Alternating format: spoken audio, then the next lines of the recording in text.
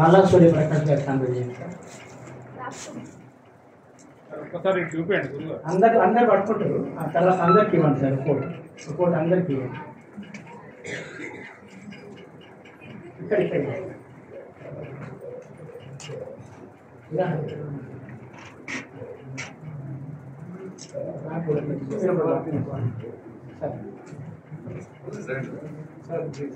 Ready sir right కిందికి పెట్టండి మాస్టర్జీగా పక్కన. Okay right.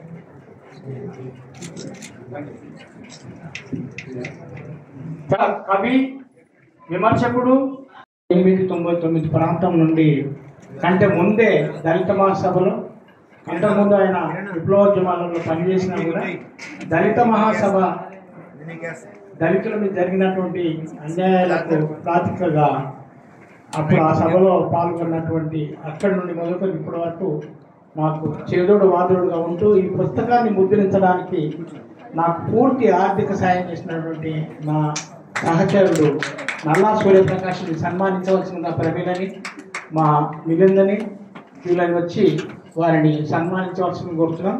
వారు వచ్చేసి ఒక సన్మానాన్ని స్వీకరించవలసింది కోరుతున్నాం. ఇక్కడ కూర్చో వద్దులే ఇక్కడ కూర్చోండి.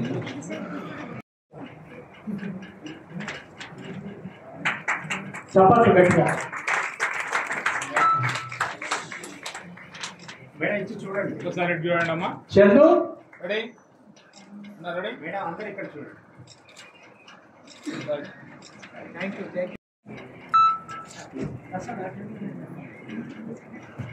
సభాధ్యక్షులు మాస్టర్జీ గారు, వేదికను అలంకరించినటువంటి పెద్దలందరికీ అభినందనలు తెలియజేస్తూ, మిత్రులారా, సోదరు కొంచెం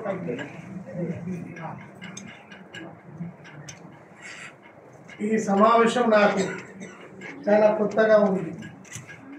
ఎందుచేతనంటే సైన్యంలో పనిచేసినటువంటి శూరాధిశూరులు వీరులు ఈ వేదికను అలంకరించడం ఇది నాకు మొదటిసారి. చాలా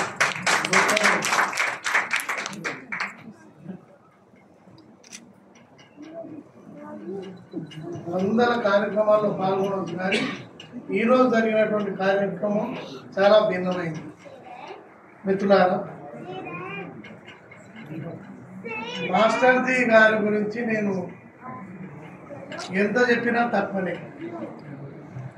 ఎందుచేతనంటే ఆయన గాయకుడు, ఆయన అన్ని రంగాల్లో కూడా చాలా గొప్పగా రాణించినటువంటి వ్యక్తి. మిత్రులారా, కానీ ఆయన ఉన్న గొప్పతనం ఇంతకుముందే చాలా మంది కళాకారులు కూడా చెప్పడం జరిగింది. అంత లాభమయమైనటువంటి పరిస్థితిలో దాన్ని అంబేద్కర్మయం చేసినటువంటి గొప్ప వ్యక్తి, గొప్ప దార్శనికుడు, గొప్ప మార్గదర్శకుడు మాస్టర్జీ గారు. మాస్టర్జీ గారి గురించి చాలా గొప్పగా చెప్పారు. అందులో ఏమి సందేహం లేదు. ఆయన చెప్పిన అన్ని విషయాలు కూడా ఆయనకు వర్తిస్తాయి. మిత్రులారా, ఇవాళ మొత్తం దేశంలో బాబాసాహెబ్ అంబేద్కర్ గురించి చెప్తున్నారు. అటువంటి చెప్పకముందే మేమందరం కూడా ఎరుపు రంగు దారిలో నడుస్తున్నప్పుడు తాను కాదు అసలైన దారి ఇదే అని చెప్పి బాబాసాహెబ్ అంబేద్కర్ మార్గమే కరెక్ట్ మార్గం అని చెప్పినటువంటి వ్యక్తి. ఈయన చెప్పేదంతా కూడా ఇది కరెక్ట్ కాదని చెప్తున్నప్పుడు కూడా ఆయన ఎవరికి కూడా భయపడకుండా ఈ దేశానికి విముక్తి డాక్టర్ బాబాసాహెబ్ అంబేద్కర్ ద్వారానే జరుగుద్ది అని చెప్పినటువంటి గొప్ప వ్యక్తి. మిత్రులారా, ఈరోజు మేము చెప్తున్నాము, ఇవాళ నేను ఒక రాజకీయ పార్టీని నడిపిస్తున్నాను. అంబేద్కరిజం ముందుకు తీసుకుపోతున్నటువంటి పరిస్థితి. సరే, అప్పుడే దాదాపు ఆయనతోనే నాకు మిత్రత్వం ఏంటంటే ఆయన బాల్య స్నేహితురాలు, కానీ యవ్వన స్నేహితుడు. 36 సంవత్సరాల క్రితము మా కలయిక జరగడం జరిగింది 1988లో. ఆయన అంతకన్నా ముందు నుంచే అనుకుంటాను, కానీ 88 నుంచే ఆయన అంబేద్కర్ మీద పాటలు అంతకుముందు నేను ఎప్పుడు కూడా అంబేద్కర్ మీద పాటలు విన్నటువంటి వ్యక్తిని కాదు. కానీ ఆ రోజు నాకు ఈ రోజు లాగానే కొత్తగా అనిపించింది. ఈయనబ్బా అంబేద్కర్ కూడా ఇంత గొప్పడా, మార్క్స్, ఎంగెల్స్, లెనిన్, స్టాలిన్ ఇవి మామూలు కన్నా కూడా గొప్పడా అని ఈ అనుమానం వచ్చినప్పుడు ఏంటంటే నిజంగా కూడా ఆ రోజు నుంచి ఆలోచన మొదలైంది అంబేద్కర్ సాహిత్యం చదవాలని. కాబట్టి ఒక రకంగా ఇటు మళ్ళటానికి మాస్టర్జీ కూడా కారణమే. మిత్రులారా, ఆయన భావస్వామి కూడా చాలా గొప్ప వ్యక్తి. నేను మా బిఎస్పీ అధ్యక్షుడిగా మాట్లాడుతున్నాను. ఒక అతను లేసేదనంటే ఏదో చెప్తున్నాడు, ఆ కోనసీమ భాష సరిగ్గా నాకు అర్థమయ్యేది కాదు. కూర్చోవా, ఏం ప్లేస్ మాట్లాడుతున్నావు, అయ్యి బాబాయ్ బాబాయ్ ఏమంటున్నానండి, ఏంటంటే ఒక ఆంధ్ర భాషలో ఆ రాగంలో అంటుండే ఏం లేదు కూర్చో, లేదండి మీరు ఏదో అంటున్నారు, ఏ అండి లేదు, బెజవాడ బండి లేదు, కూర్చో అంటే ఇదేమిటండి ఈ రకంగా మాట్లాడుతున్నారు అంటే, అరే నాయన మీ దగ్గర నుంచే మేము మాస్టర్జీ అనే వ్యక్తికి, ఆమె మా అక్క,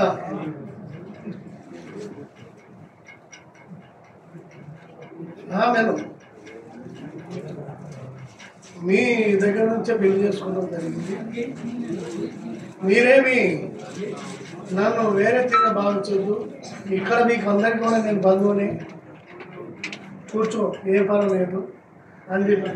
అంటే కోనసీమలో చాలా మర్యాద ఉంటుంది. నేను ఎంత గట్టిగా మాట్లాడినా కూడా అండి తప్ప వేరే మాట మాట్లాడు.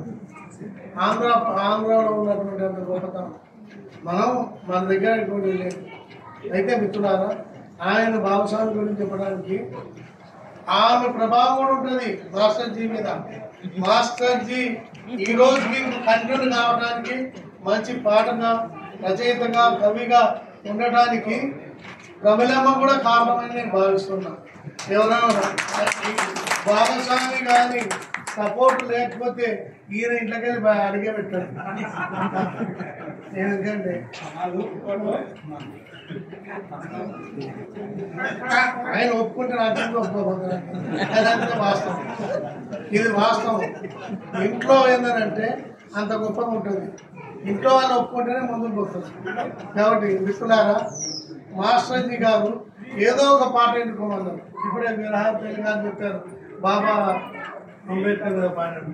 నాకైతే ఆయన రాసిన అన్ని పాటలు నచ్చుతాయి, ఒకటి కాదు అన్ని పాటలు. ఏ పాటను ఎన్నుకోవాలంటే ఈ కన్ను ఒప్పుకోవాలా, ఈ కన్ను ఒప్పుకోవాలంటే ఏ కన్ను ఒప్పుకుంటాం, అన్ని పాటలు నాకు నచ్చుతాయి. ఆ కాలంలో ఎంత విప్లవాత్మకంగా ఉండేటువంటి పాటలు ఉన్నాయంటే చాలా పాటలు ఉన్నాయి. అయ్యన ఏంటంటే మేము ముందు మాట రాసేందుకు ఆయన పుస్తకం పంపిస్తాను, అది ప్రింట్ కాలేదు, ఏదో కారణం చేద్దాం పుస్తకం పంపించలేదు. వాస్తవానికి అన్ని పాటల మీద రాద్దాం అనుకున్నాను ముందు మాట. అయితే ఆ పుస్తకం అందలేదు, కానీ నా ఉన్నటువంటి అభిప్రాయాలన్నీ రాయడానికి అవకాశం ఉండే. కానీ ఇప్పటికైనా కూడా నేను భావిస్తున్నాను ఏంటంటే, మాస్టర్జీ గారి గురించి ఎంతైతే ప్రచారం జరగాలనో అంత ప్రచారం జరగలేదు. ఇది దురదృష్టం. కానీ ఇవాళ ఉన్నటువంటి తెలుగు ప్రజల యొక్క ఆణిముత్యం మాస్టర్జీ అని నేను అనుకుంటున్నాను. ఆయన ఈ 100 సంవత్సరాలు డిక్టేట్ చేస్తున్నారు. ఈ మొత్తం ఆయన ఏంటంటే ఈ పాటలు ఏవైతే ఉన్నాయో బాబాసాహెబ్ అంబేద్కర్ను మనం ముంగిట్లోకి తీసుకొచ్చినటువంటి వ్యక్తి. బాబాసాహెబ్ అంబేద్కర్తో పాటు పూలే, ఛత్రపతి శివాజీ మహారాజ్, నారాయణ గురు, పెరియారు, కాశీరామ్ గారు, వాళ్ళను మన అందరూ కూడా పరిచయం చేసుకున్నటువంటి వ్యక్తి. కాశీరామ్ గారి మీద గొప్పగా పాట రాశారు. ఒక సామాన్య స్త్రీ అయినటువంటి మాయావతిని ముఖ్యమంత్రిని చేసినటువంటి గొప్ప వ్యక్తి అని చెప్పి ఆయన గొప్ప పాట రాశారు. ఆ పాట ఎంత గొప్పగా ఉందంటే, కాశీరామ్ గారు ఏడ్ చేసిండు. నిజంగా కూడా నేను ఆయన పక్కకే ఉన్నాను. ఏడ్ చేసిండు. అంత గొప్ప పాటలు ఉన్నాయి. కాబట్టి మిత్రులారా, మాస్టర్జీని నేను గొప్పగా చూడాల్సిన అవసరం లేదు. కానీ ఒకటే ఒక బాధ ఏంటంటే ఇతర కవులకు వచ్చినటువంటి ప్రచారం ఆయన రాలేదు. గొప్ప శక్తి సామర్థ్యాలు ఉన్నప్పటికీ ఆయన రావాల్సినంత పేరు ప్రఖ్యాతులు రాలేదనేది నా అభిప్రాయం. చివరిగా ఆయనకు 73 సంవత్సరాల బర్త్డే సందర్భంగా మరొక్కసారి ఆయన జన్మదిన శుభాకాంక్షలు చెప్తూ సెలవు తీసుకుంటాను. జై భీమ్, జై భారత్. థ్యాంక్ యూ సూర్యప్రకాష్, ధన్యవాదాలు. ఇప్పుడు ఎవరు తీయకండి, మేము చేసి ఇస్తాగానే. Ready?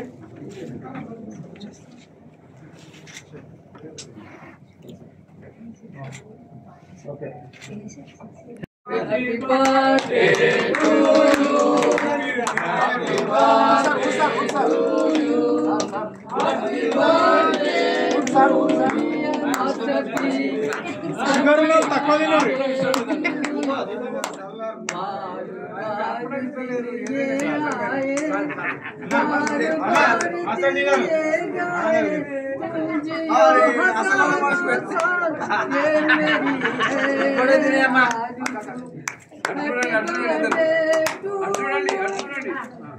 birthday to Happy birthday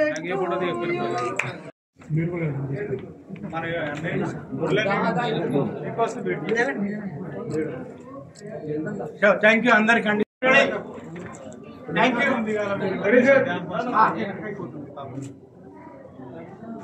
thank you.